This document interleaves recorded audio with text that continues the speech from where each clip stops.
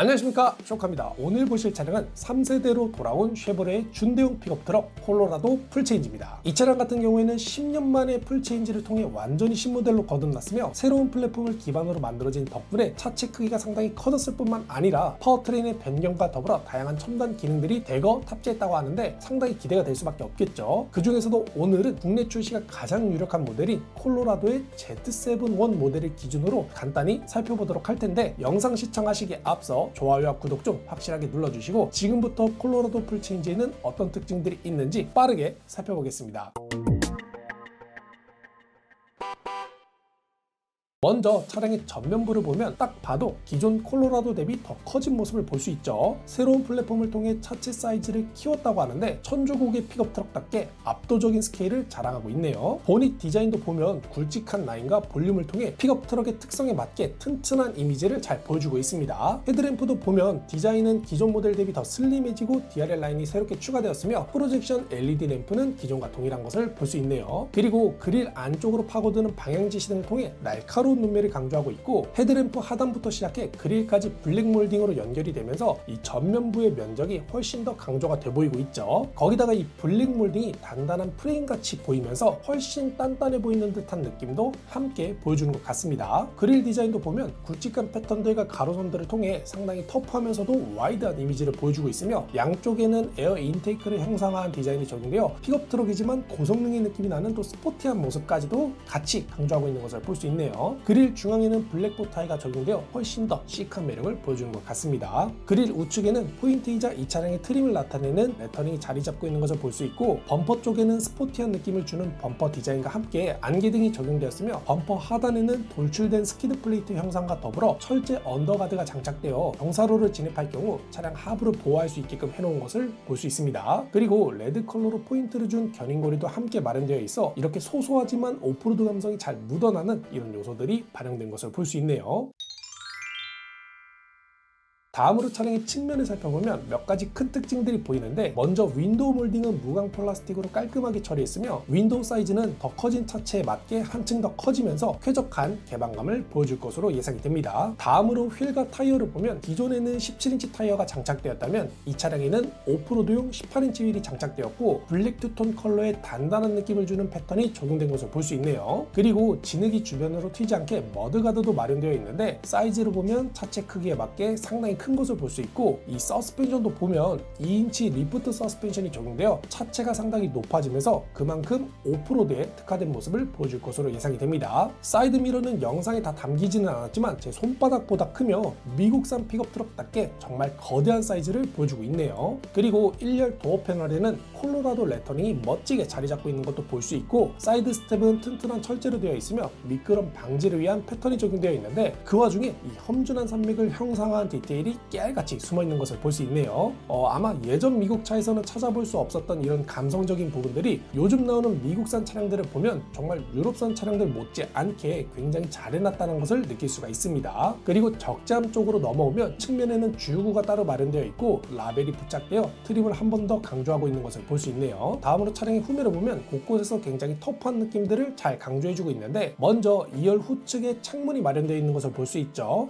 아마 영화 같은 데서 많이 보셨을 거예요. 열어서 갑자기 총을 막 탕탕 쏜다든지 아니면 이제 적재함에 탄 사람과 소통을 하기 위한 용도로 사용하는 부분들을 보셨을 텐데, 그런 용도라고 보시면 될 것 같고, 이 리어램프 같은 경우에는 디자인을 굉장히 볼드하고 각진 형태로 디자인해서 강인한 차체 이미지와 잘 어울리는 모습을 보여주고 있습니다. 그리고 내부에는 벌브 타입 램프가 적용된 것을 볼 수 있네요. 많은 분들이 뭐 차 가격이 얼만데 벌브 타입을 넣어주냐 라고 말씀하실 수 있겠지만, 이 차량의 용도를 생각해 보시면 아무래도 픽업 트럭이다 보니 오프로드를 달리다 보면 파손되는 경우가 있을 수 있잖아요. 그때 수리비가 비교적 저렴한 이 벌브 타입 램프로 하여금 좀 수리비를 절감하기 위해 사용하는 것이 아닐까 하는 생각이 듭니다. 그리고 이 테일게이트에는 음각으로 쉐보레 레터링이 큼지막하게 적용되어 있는데, 이런 디자인은 사실 미국산 픽업 트럭에서 가장 먼저 시작을 했고, 지금은 픽업 트럭을 만들고 있는 거의 대부분의 브랜드에서는 다 비슷한 디자인을 적용하고 있는 것을 볼 수 있죠. 그만큼 하나의 트렌드가 되었다는 것을 알 수 있고, 좌측 하단에는 콜로라도 레터링이 별도로 부착된 것을 볼 수 있네요. 그리고 테일게이트 손잡이에는 후방 카메라와 열쇠 구멍이 있는 것을 볼 수 있습니다. 범퍼에는 범퍼 스태퍼가 있어 적재함을 오르고 내리는데 편하게 해주며 견인고리 연결 커넥터와 배선 결합부도 함께 마련되어 있는 것을 볼 수 있네요. 적재함 내부도 보면 일단 내부가 상당히 넓은 것을 볼 수 있는데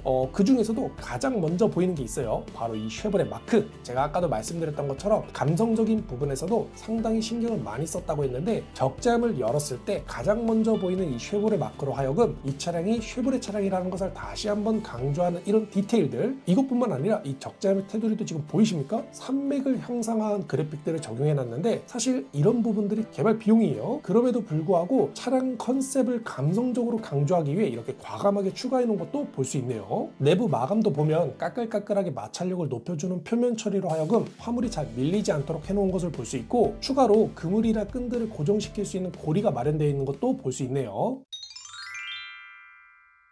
자, 다음으로 실내를 보면 이번 콜로라도 풀체인지는 새로운 실내 레이아웃과 더불어 첨단 기능들이 대거 추가되었다고 하죠. 대시보드 상단에는 헤드업 디스플레이는 아니지만 거리 표시기로 추정되는 기능이 새롭게 추가된 것을 볼 수 있는데, 아마 전방 장애물이 가까워지면 헤드업 디스플레이처럼 표시를 해줄 것으로 예상이 되네요. 다음으로 디스플레이를 보면 8인치 디지털 계기판과 11.3인치 센터 디스플레이가 적용이 되면서 기존 모델보다 훨씬 더 커진 것을 볼 수 있고, 이전보다 더 큰 화면을 통해 다양한 정보들을 확인할 수 있을 것으로 예상이 되네요. 그리고 송풍구 디자인도 변경되었는데 이 양쪽 끝에 원형 송풍구가 적용되면서 향후에 나올 이코녹스 차량과 비슷한 패밀리 룩을 구축할 것으로 보이며, 주변부를 레드 스티치로 마감해 스포티한 느낌을 한층 더 강조하고 있는 것 같습니다. 공조 버튼은 센터 디스플레이 하단에 물리 버튼으로 마련해놨으며 확실히 터치 조작보다는 조작하기가 수월하며 더 직관적일 것 같고, 디자인도 상당히 깔끔하게 잘 정리해놓은 것을 볼 수 있습니다. 하단에는 주행에 관련된 보조 장치들을 설정할 수 있는 이 토글 스위치가 마련된 것을 볼 수 있고, 센터 콘솔에는 무선 충전 패드와 주행 모드를 변경할 수 있는 다이얼이 있는데, 주행 모드는 노멀,